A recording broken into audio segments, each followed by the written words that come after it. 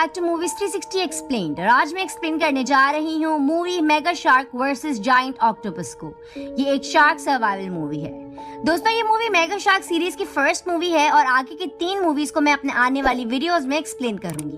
तो चलो शुरू करते हैं इस वीडियो को।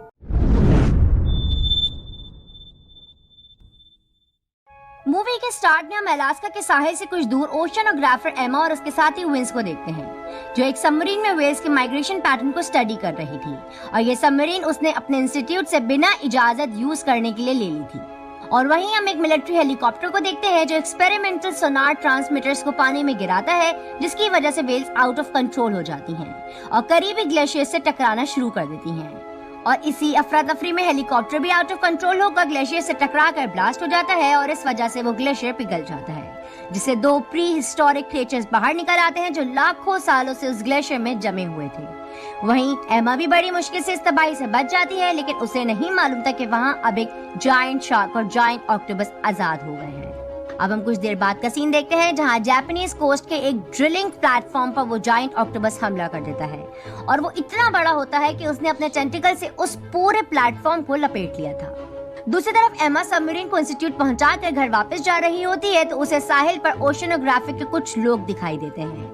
एमा जाकर देखती है तो उसे वहाँ रिक मिलता है जो वहाँ एक व्हेल की डेड बॉडी को इन्वेस्टिगेट कर रहा होता है, जिसकी बॉडी को जगह जगह से खाया हुआ था और उसे लगता था कि ये किसी बड़े शिप के प्रोपेलर की वजह से है। लेकिन एमा को लग रहा था कि ये किसी के अटैक की वजह से है, ना कि किसी शिप के ब्लेड्स की वजह से।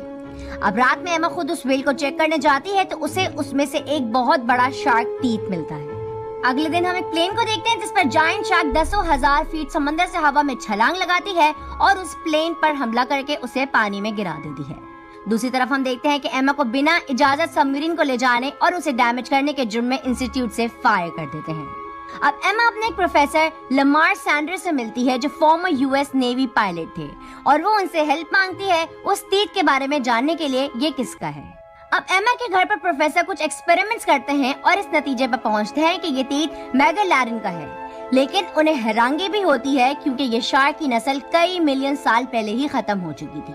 अब लमार के पास किसी की कॉल आती है और वो उससे मिलने जाते हैं तो वो एक साइंटिस्ट सेजी शिमारा होता है जो प्रोफेसर का दोस्त भी है और वो यहाँ ये मालूम करने आया है कि जापान में ड्रिलिंग प्लेटफॉर्म पर किस क्रिएचर ने हमला किया था।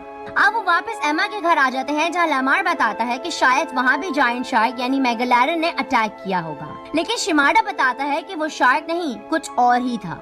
और तभी विंस एमा को सबमरीन की फुटेज मेल करता है जिसमें उन्हें दिख जाता है कि वो मेगालैरन और जायंट ऑक्टोपस है। दूसरी तरफ प्लेन के हादसे के बाद उन्हें पता चल जाता है कि ये किसी जायंट शार्क का काम है, तो नेवी अपने शिप से उसे मारने निकल जाती है और वो उसकी लोकेशन पर पहुंच जाते हैं। अब मेगालैरन भी उनकी तरफ बढ़ने लगती है और वो उस पर मिसाइल्स फायर करते हैं, लेकिन इससे मेगालैरन को कुछ भी नहीं होता और वो शिप को ही तबाह कर देती है। अब अगले दिन हम देखते हैं कि एमा, लमार और शिमारा को एक सोल्जर्स की टीम अरेस्ट करके उन्हें एक गवर्नमेंट ऑफिशियल एलन बैक्स्टर के पास ले जाती है, जो एक बदतमीज शख्स होता है और वो उन तीनों से उन क्रिएचर्स को मारने में हेल्प मांगता है। पर वो तीनों इस शर्त पर राजी हो जाते हैं कि गवर्नमेंट उन्हें मारने के बजाय उन्हें पकड़ने की कोशिश करे ताकि वो लोग इन क्रिएचर्स पर स्टडी कर सकें। अब वो तीनों लैब में क्रिएचर्स को पकड़ने के लिए सॉल्यूशंस तैयार करने लगते हैं, लेकिन उन्हें कोई कामयाबी नहीं मिलती। तभी एमा और शिमारा एक दूसरे से बात करते हुए अट्रैक्ट होने लगते हैं तो उन्हें एहसास होता है कि वो उन क्रिएचर्स को केमिकल्स के जरिए अट्रैक्ट करके अपनी तरफ बुला सकते हैं। अब एमा और लमार सैन फ्रांसिस्को बे में मेगालैरन के लिए जाल लगाने पर राजी हो जाते हैं, जबकि शिमारा ऑक्टोपस को ट्रैक करने के लिए टोक्यो वापस चला जाता है।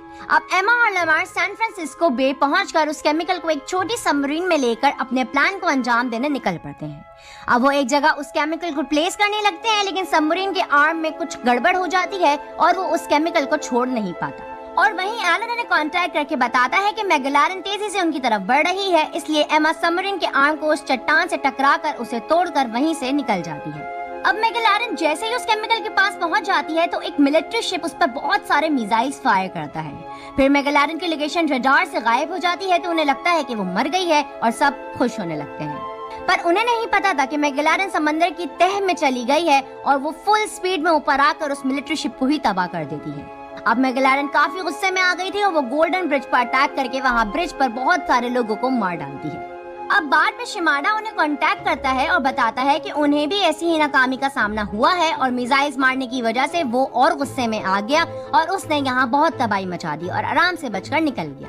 अब एलन सजेस्ट करता है कि क्यों ना इन क्रीचर्स को न्यूक्लियर वेपन से मारा जाए, जिस पर एमा, लमार और शिमारा सख्ती से मना करते हैं क्योंकि ऐसा करने से समंदर में तबाही मच सकती है और बहुत सारे समुद्री जानवरों को न्यूक्लियर रेडिएशन से खतरा हो सकता है। फिर एमा सजेस्ट करती है कि क्यों ना हम उसी केमिकल का यूज करके उन दोनों को एक जगह पर ला खड़ा करें, क्योंकि वो दोनों फाइट करते हुए बर्फ में जमे थे और वो दोनों एक दूसरे के राइवल्स हैं, तो वो एक दूसरे को देखकर फिर से फाइट शुरू कर देंगे और लड़ते लड़ते एक दूसरे को मार देंगे। फिर एमा, लमार और एलन एक सबमरीन से उस केमिकल का यूज करके मेगालोडन और जायंट ऑक्टोपस को अपनी तरफ बुलाने लगते हैं। अब कुछ टाइम में ही मेगालोडन उनकी सबमरीन का पीछा करने लगती है। अब वो लोग मेगालोडन पर टॉर्पीडोज फायर करते हैं, लेकिन मेगालोडन उनसे बच जाती है और वो उन पर अटैक करती तभी पीछे से 5 और सबमरीन्स आ जाती हैं जो मेगालोडन पर टॉर्पीडोज मारने में कामयाब हो जाती हैं और मेगालोडन वहां से हट जाती है। पर तभी वो जायंट ऑक्टोपस भी वहां आ जाता है और उन 5 सबमरीन्स को तबाह कर देता है। अब मेगालोडन और ऑक्टोपस दोनों सबमरीन के पीछे लग जाते हैं और वो उन्हें अलास्कन कोस्ट की तरफ ले आते हैं जहां समंदर में बर्फीली चट्टानें थी। अब सबमरीन का पायलट डर की वजह से अपना कंट्रोल खो देता है और कैप्टन पर गन पॉइंट कर देता है, पर तभी समंदर में लहर की वजह से सबमरीन पर झटका आता है तो वो लोग उसे ओवरटेक कर लेते हैं और अब सबमरीन का कंट्रोल लमार संभाल लेता है। अब वो लोग मेगालोडन और ऑक्टोपस को आमने सामने ले आते हैं। फिर ऑक्टोपस और मेगालोडन में फाइट शुरू हो जाती है, जहां ऑक्टोपस मेगालोडन को अपने टेंटिकल्स में लपेट लेता है और उसका दम घोटने की कोशिश करता है, मगर मेगालोडन उसके एक टेंटिकल को काट कर खुद को आजाद करा लेती है और वो अलग अलग हो जाते हैं। उसके बाद मेगालोडन उनके सबमरीन को अपने मुंह में दबोच लेती है, जिसे लमार बहुत मुश्किल से उसके मुंह से निकालता है, पर मेगालोडन उनकी सबमरीन का पीछा नहीं छोड़ती, जिस पर सबमरीन का कैप्टन उन्हें छोटी सबमरीन से यहाँ से निकलने का कहता है। फिर एमा, लमार और एलन उस छोटी सबमरीन से खुद को बड़ी सबमरीन से अलग कर देते हैं और मेगालोडन उस सबमरीन पर अटैक करके उसके 2 टुकड़े करके सारे क्रू को मार देती है। अब वो एमा वाले सबमरीन के पीछे लग जाती है, पर तभी वहाँ जापानीज सबमरीन जिसमें शिमारा भी होता है वो मेगालोडन पर टॉर्पीडोज फायर करती है, जिससे एमा और बाकी लोग बच जाते हैं। पर तभी ऑक्टोपस जापानीज सबमरीन को पकड़ लेता है और उसे तबाह करने ही वाला होता है कि ऑक्टोपस को अपने तरफ मेगालोडन आती दिखाई देती है, तो वो सबमरीन को छोड़ देता है। पर सबमरीन अब काम नहीं कर रही थी, तो एमा अपनी सबमरीन से उनके पीछे जाती है शिमारा को बचाने के लिए। अब वो दोनों फिर से एक दूसरे से फाइट करने लग जाते हैं, जिसमें ऑक्टोपस उसका दम घोटने लगता है और मेगालोडन उसके टेंटिकल्स को काटने लगती है और एंड में मेगालोडन दम घुटने से और ऑक्टोपस खून बह जाने की वजह से मारे जाते हैं और ऐसे लाखों सालों पुरानी ये लड़ाई यहाँ खत्म हो जाती है। वहीं एमा भी शिमारा को बचाने में कामयाब हो जाती है। अब कुछ दिनों बाद हम शिमारा और एमा को एक बीच पर एक साथ देखते हैं, जहां उनके पास लमार आकर उन्हें कुछ इमेजेस दिखाता है नॉर्थ सी के करीब की, जिसमें उन्होंने किसी मिस्टीरियस क्रिएचर को देखा है और वो उन दोनों को भी अपने साथ वहां चलने का कहता है, जिस पर वो राजी हो जाते हैं और यहीं ये मूवी खत्म हो जाती है। तो गाइज, आप लोगों को ये मूवी कैसी लगी मुझे कमेंट सेक्शन में जरूर बताइएगा और अगर आपको मेरी ये वीडियो पसंद आई है तो इसे लाइक जरूर कर दें और मजीद मेरी वीडियोस देखने के लिए मेरे चैनल को सब्सक्राइब करें। तब तक के लिए बाय, टेक केयर।